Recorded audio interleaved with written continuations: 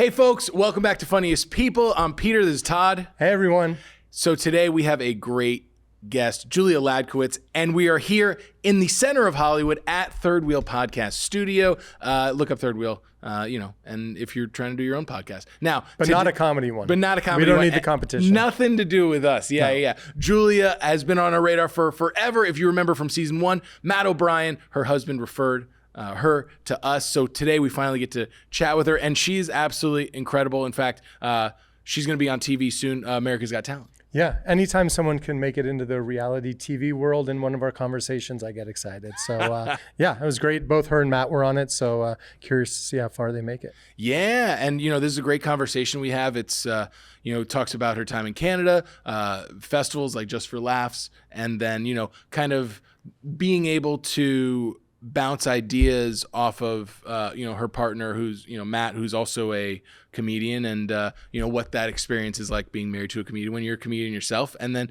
she's out there on the road, and we even talk a little bit about her stage presence and like kind of how she deals with each performance. Yeah, well, if you want to give your business a presence, check out Bamco.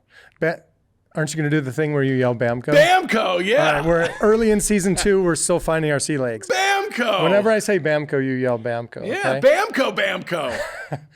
Our new sponsor this year is Bamco. Bamco Offers great merchandise to your business, to your company. If you want to create cool hats like this, like our hoodies that were on sale on Instagram, anything that can promote your business to your clients, to other companies. Bamco. Oh, sorry. I had one in the chamber. That's right. And I was ready for it. He got filled up on that Bamco. So Bamco. fuck, I keep saying it. We're gonna get dropped. I know. You already gave us the hats and hoodies. You can't take it back. I can't take it back. No. Okay, so Bamco.net. Bamco. And find some great promotional materials at a great price that you can afford, and get your business name out there. We know as a new podcast that it's all about name recognition, making sure people have heard of you. And Bamco is a way to make sure that happens with your company. Yeah. And so, hey, thanks for tuning into this. Bamco! Thanks for tuning into this podcast episode today. We're talking with Julia Hladkowicz like we talked about, but if you're looking for more exclusive content, you can go ahead and find us on Patreon. Look us up on Patreon. And also, no matter what podcast platform you're using or YouTube, make sure to like, share, subscribe, and, tell a friend about us. And today we get to tell you all about Julia Hladkowicz. Enjoy.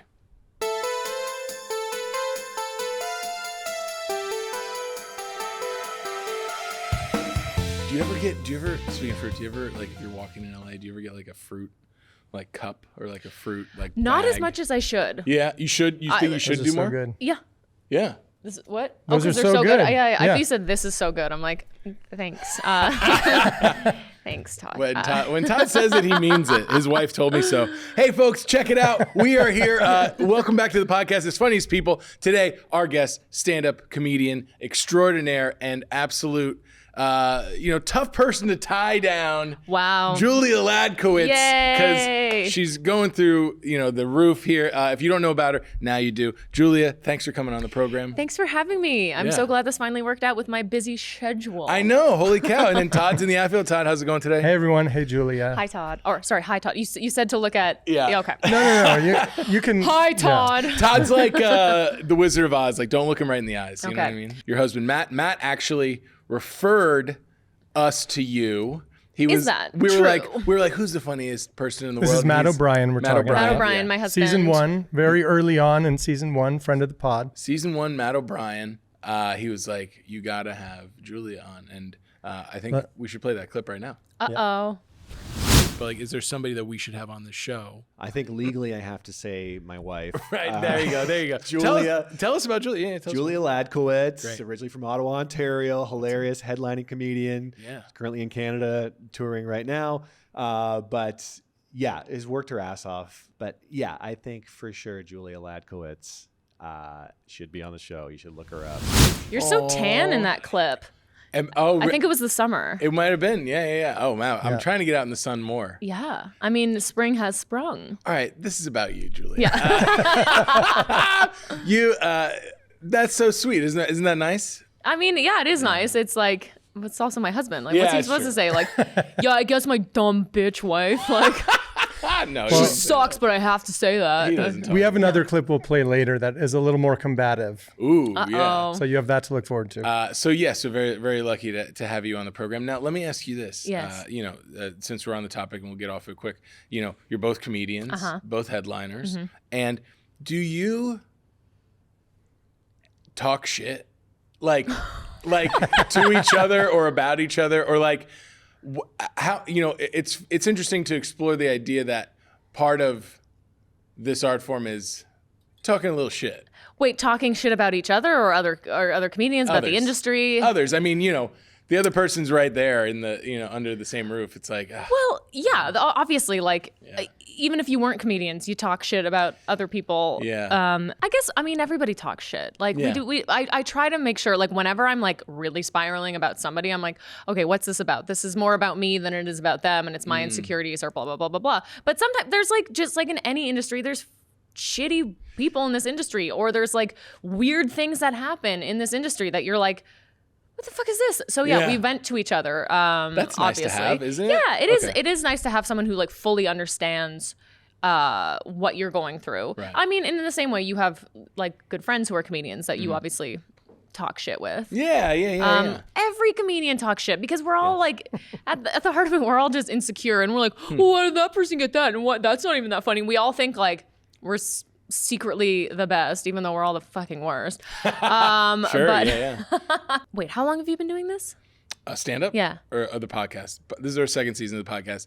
I've been doing stand up since about 2015. I started taking it more seriously 2018. Should have seen how tan he was back then. Yeah. Oh my gosh. Just So been getting paler and paler every year. You're just gonna be translucent by the end. Yeah. I'm a ghost. I'll turn to a ghost. But like, yeah, I'm sure you noticed even from 10 years ago versus now, like it's how much you've changed as a comic and how much your shit talking has maybe changed. Because when you start, and you get a few good sets, you think you know everything. You think you're the king. You're like, I figured this out. Yeah. And then there's just so many ebbs and flows in this career, and you're like, oh my God. So whenever like there's a young comic kind of like talking smack or whatever, I'm like, I try not to hold it against them too much because I'm like, I was dumb and young and I thought I knew everything at a time. So it's as long as you're willing to like learn and evolve. And there's probably stuff that I'm doing now that 10 years from now I'd be like, oh my God. Yeah. Like, why did I say that on this podcast right now? Why was I wearing those culottes? That's great. There's an interesting Patton Oswalt quote where he was talking about younger comedians, and he was like, when I meet a younger comedian, I'm not sure if I like them or don't like them, or they remind me of a version of my younger self that I'm embarrassed by. Right. And that's kind of what you're describing. Yeah, in exactly. a way, right? For sure. Because there's something so nice about being like a young comedian, like I'm not talking about age, but like young in your career, of being kind of like ignorant and stupid and because you don't know any better and you have this like bravado and this confidence. And sometimes I'm like, ooh, if I could now like harness the confidence of that like delusional, 5 years into comedy Julia now. Yeah. And if I also just like was younger and hotter. Me too. If I was just as tan as I was 8 months ago, things would be going my way. I started comedy so long ago, and I was like, that's the thing. In Canada, they didn't like now where they're like, we need young and pretty and whatever. But like back then, it was just like, whoa, young woman in comedy. It's like, we don't want that. Like that wasn't like the trend or what people were looking for at the time. And by the time I moved to LA, I was old as dust. No, I'm not. That's the thing. I'm not old. I'm like, and also I am hot. But like, you know what I Yes, mean? you There's are. like every 2 Everyone's seconds, there's like saying a younger and hotter comedian being pumped out there, and you're like, God damn it. You're a proud Canadian, but you were just taping America's Got Talent. Now, do you think that's fair? Because we have a lot of American talent here, and Listen, if Do we you need knew to put how a tariff hard, on your humor? if you knew how hard it was to get a green card and how hard I worked to get down here, oh my God. No, how is it? I'm only Josh, of course. How is the taping, and what's that world like on the day? Well, so the thing about America's Got Talent is I was never even going to audition. because I was like, I don't know if I'm right for the show. And Matt ended up submitting to get the showcase. Cool. And then I got asked, Josh, he messaged me. He's like, do you want to do the showcase? Because he's like, Matt's doing it. Why aren't you doing it? I'm like, I don't know. So I was like, okay, I guess I'll do the showcase. And then it ended up going really well. And then I ended up getting chosen to audition, which is great. I mean, it's crazy. You forget. At first I was like so nonchalant about it. I'm like, yeah, it's just another set. It's another day. But then you're like, oh, I'm going to be on a reality TV show. It's a lot because you're there with like every other act. And also what kind of show, a competition reality show exists where you're like, oh, I'm competing against like a 7-year-old like break dancer. Like it's so weird. You're like, I'm competing against children, dance troops. Like it's odd. It's very odd, but it definitely was a pleasant experience. I had a lot of fun. And now I just wait and we'll see what happens. Like I truly don't know. Wow. All I know is I had a great set. I had fun. And we'll see. Fun. Cool. That's the nature of this business. Like I guess, and I said this on AGT. I'm like, they're like, how long have you been doing this? Blah, blah, blah. I'm like, I guess technically my first set was when I was 17, like right before my 18th birthday. I'm 37 now. And I was just like, oh my God, it's been almost 20 years. But yeah, it wasn't until I was in my early 20s, like probably 21, that I really started taking it a bit more seriously. Yeah. But I've done so many weird gigs. I've performed so many different places with so many different people all over the world. So it really kind of prepares you for anything. I think that's half the battle with comedy, is just being like comfortable and ready for anything. Yeah. Because I genuinely don't think I'm like the best writer out there or the funniest comedian, but I'm definitely like comfortable. Yeah. That's interesting. How has your comfort changed the way you view yourself when you first started, or those first 5-6 years, to today? I mean, yeah, I was always like, it always felt a bit like performative. At the beginning. And when I first started, I was doing like a lot of like song parodies because I was like, I was so young. I didn't have anything to talk about. I'm like, who am I as a person, let alone as a comedian? Like I hadn't yet found my voice at all. Yeah. So you're just kind of throwing shit against the wall, seeing what sticks. Especially, if you're talking about 17 to 21 or 23, like I had like a ton of like, oh man, I'm going to tell everyone who I am. I'm going to be loud about it. But like, you don't really know. You don't know. And you're like, well, maybe, and maybe I should talk about politics. I'm like, nobody wants to talk. Here's some 17-year-old talk about politics. And also I didn't know what, like, it was wacky stuff. So I was just trying to figure myself out. And also like maybe 2 years ago, I was diagnosed with ADHD and like sensory processing. And so all these things, like, I always knew I was just kind of like a weird kid, but I was still figuring myself out, kind of thing. Well, the performative, you mentioned it's performative, and people that are listening that, aren't stand-up comedians would be like, yeah, you're performing. Yeah. But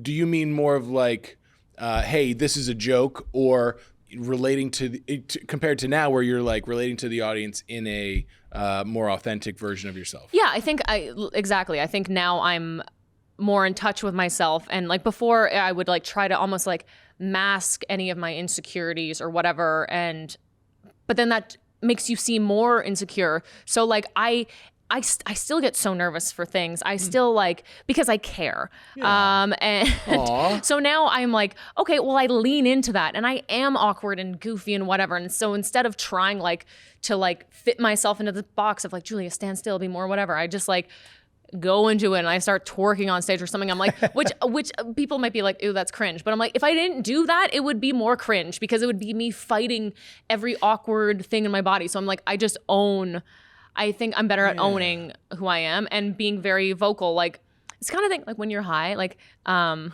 guys smoke weed? Yeah. Like, I'm very much the type of person, I'm like, U.S. authorities, you hear that? An immigrant is doing and it's discussing legal drugs. Here. It's also legal in Canada now. Oh, okay, cool. It's not like I'm flying across the border with it or selling it.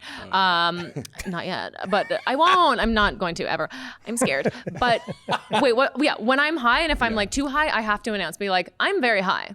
So if I say anything, I need everybody to know. I need to be clear. I'm high. Yeah. Because I don't want to be like, I'm chill, I'm cool. And with because like, I'm not. Yeah. Well, that's an honest honesty that you bring Yeah. to the stage, which is fun, and people really respond to that and love it. And with the ADHD diagnosis, do you embrace that as like a superpower of yours, or have you found a way to bottle it and use it? No. Okay.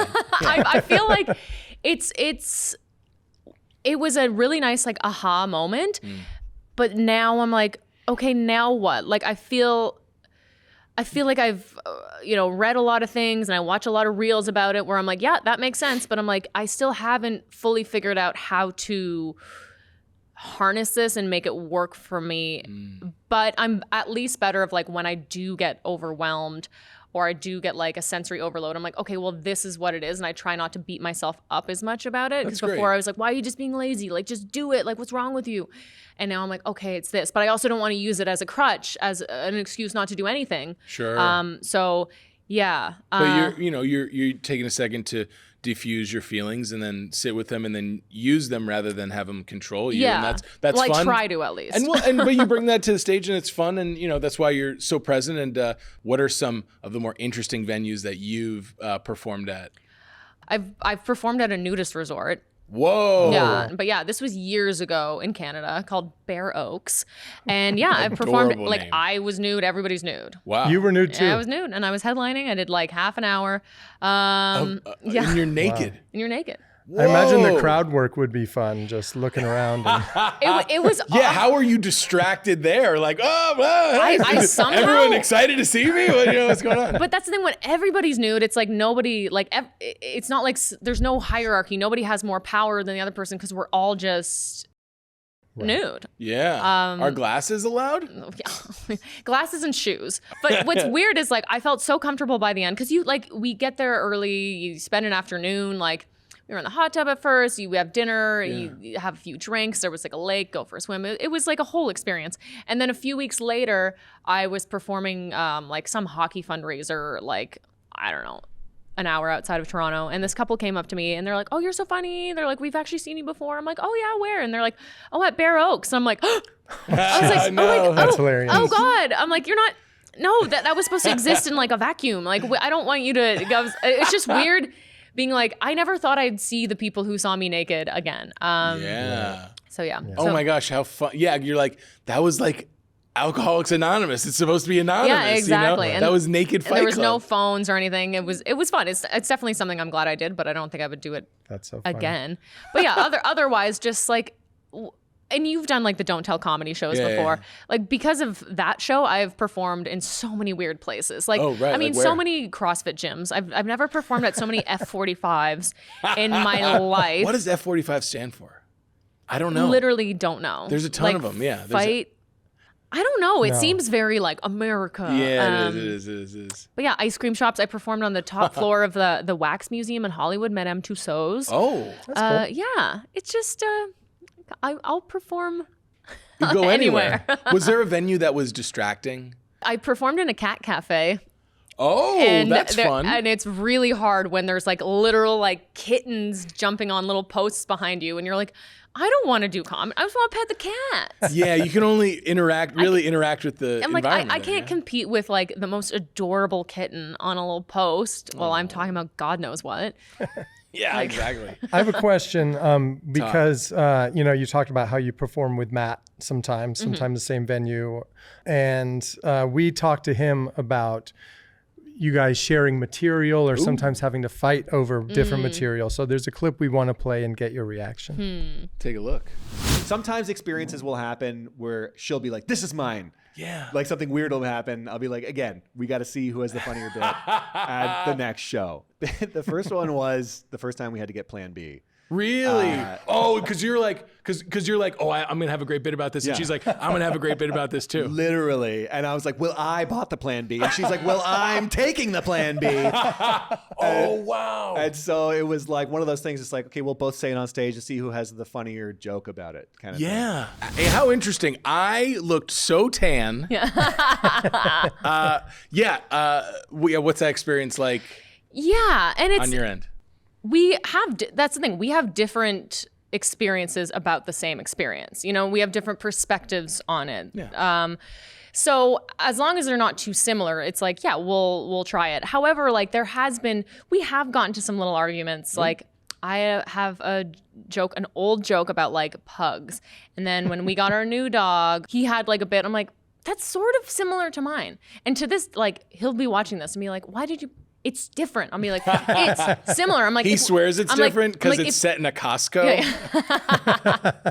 But I'm like, but I'm like, if we were to do it on the same show, it would be like, I don't know. And I'm like, and I did that joke so long ago, but his joke is a good joke. And I don't know. So it is. And I'm sure jokes like this exist all over the place because of like parallel thought or whatever. There are a finite amount of topics. And yeah, you can put your own spin on them. But no matter, even if like I've seen jokes, I'm like from other comedians, I'm like, oh, that's similar to mine. And I know for a fact they've never seen me or whatever. I'm like, so I don't think they stole it from me or vice versa. There will be similarities. We just happen to be married. So it's like, it's in the forefront. Like we notice it more quickly. Is it as much of a writer's room as people might imagine it to be or no? No. Okay. No, because we also have different styles. So like if I pitch something to him and he's like, yeah, that's good. And I'm like, well, you don't like it? And he's like, what do you want me to do? Jump up and down and be like, it's like, I don't like to say my stuff out loud because I don't want it to take the wind out of my sails. I'd rather just like keep it to myself, do it, and then have him see it on stage and be like, oh, what if you tried this? Or like after. Is there something that like, that you're focusing on right now that you've never focused on as far as material or, you know, a topic that you're exploring or trying to, you know, corner? I should be writing more in general. Like I feel like that's maybe true for a lot of comedians. Sure. But I do want to focus more on writing about like, my mental health stuff. But I'm like, at the same time, I'm like, oh my God, I feel like everybody's talking about this right now. So, but I'm like, how? But again, my experience is going to be different than, you know, someone else's. So, but I do see it already. Like, I see so many comedians being like, so I was just diagnosed as autistic. I'm this. And then the comments are like, why is everybody autistic now? Why is everybody this? I'm like, all right, maybe this is like an oversaturated market. I'm like, or how do I put my twist on it? Because I do want to talk about these things without it being dismissed. Right. It's totally what you're experiencing. Yeah. And that's the thing is like, how do I sit with these feelings or how do I use these feelings or how do I let them like not control me? And that's tough. You know, I remember introducing the idea of therapy to my family and they were like, oh my God, it's like, are you okay? Are you okay? Like, you know, like, you know, like, you know, like that was like some bad thing. Oh, I remember when I was 26 the first time I went to therapy, and I was talking to my mom on the phone. I was living in Toronto and I was just walking. She's like, "Where are you off to?" I'm like, "Oh, I'm going to like a consult with a therapist." She's like, "Why do you need to talk to a therapist?" I'm like, "Yeah, I don't know." I'm like, "I think everybody should talk to a therapist. I think it's just a good thing to do." She's like, "Well, I guess I was too busy working and raising children," and I was like, bitch, when you were 20, you had me at 37. What are you talking about? Like, you weren't raising children then. You don't realize how much pride a parent has in being a parent until their child decides to make the healthy choice to go to therapy. And because it's like, well, do you think I fucked you up? And it's like, it's not about, first of all, it probably is about you, but it's like, but it's not always, that's secondary. It's not always about you. She's like, well, I'm like, I think it's just good to talk to someone. She's like, well, isn't that what your girlfriends are for? I'm like, I can't just burden my friends all the time. Also, they're also mentally ill. Like that's like they're as much. I have great girlfriends, but like we're just like, as much as we support each other, I'm like, one of us needs to fucking be honest sometimes, because it's just like a girlfriend of mine saying the most unhinged thing, and then I'm like, yes. I'm like, yeah, that's right. I'm like, is it right? Because I have those friendships too. I'm like, it would take the effort it's going to take me to talk to you in a sincere way. You don't want to hear it. Yeah. And I don't want that to become my job. Yeah. And, you know, we should all go to therapy. I told a friend last night, I was like, you know, he was like jumping all over the place. And he was like, he was talking about his career and he's talking about life. And I go, you know, I think the answer is you should go to therapy twice a week. Or listen to this podcast twice a week. You know, these we're reliable sources. Now, before we leave, obviously Matt referred us to you. Yes. And at the end of every episode, we ask our guest who we should have on the program. Now, I don't know if you're in some type of throuple situation, so you know you could out that right now, or like add a third comedian. But if you think someone that you know that's funny, or is a funny person that a lot of people haven't heard of, that we should feature on the show, who do you think we should chat with? I mean, I just messaged her this morning because she was working on cruise ships, and I don't see her a lot, but whenever I do, she's lovely and funny. Kimberly Clark. Kimberly Clark, yes, love Kimberly Clark. Yeah, she's amazing, so funny. Doesn't she work at the Jennifer Hudson show? Does she? Maybe. I don't know. It's the same Kimberly Clark that I'm thinking of. Yeah. Okay. Very funny comedian. Yeah, really hardworking. She just I know she's working on like the Virgin Cruise Line now, which is a cruise that I would love to work on because it's adults only. Whoa. Fully clothed. Yeah, fully clothed. Apparently there are nude cruises though. Really? Yeah. But Kimberly Clark. I think she's so funny, and just like a genuinely kind, nice person and that's the thing. It's like she's done a bunch of stuff, but like that's I think Netflix. Yeah, a but bunch of albums and stuff. Yeah. That's what's so many people only understand comedians and like unless you're Chris Rock, you're not shit. It's like we can't all be mega famous. Like there are so many amazing working comedians. Yeah. It's like there's more doctors than just Dr. Oz and Dr. Phil. So go see them. Yeah, name one more doctor. Yeah. Other than Dr. Oz, Dr. Phil. Well, when Kimberly's back on land, we'll have to have her on the program. All right. Well, Julia, thanks so much for joining us. Thanks for listening. Also, we've got some exclusive content over on Patreon. Check us out there. Don't forget to like, share, subscribe, and check out Julia. Oh, Julia, real quick, last word. Where can people find you on social media? You can find me on Instagram, Julia Comedy. Julia, I'm Julia Comedy on Instagram, and I think my Facebook page is like Julia Comedian. But Instagram is where it's at. I have a link tree with all my dates. Yeah, Julia Ladkowicz, HLADKOWICZ, baby. Yeah, well, thanks for watching and listening to her here. Go and see her in person when she's on the road. See you later. Bye. Bye. Funniest People You've Never Heard Of is a production of Toby or Not Toby Productions. Executive producer, Todd Fields. Producer and host, Peter Murphy. Studio space provided by Third Wheel. Theme song written and performed by Justin Fields. Sponsored by Bamco, more than just merch. Don't forget to like and subscribe, and find us on Patreon for exclusive content.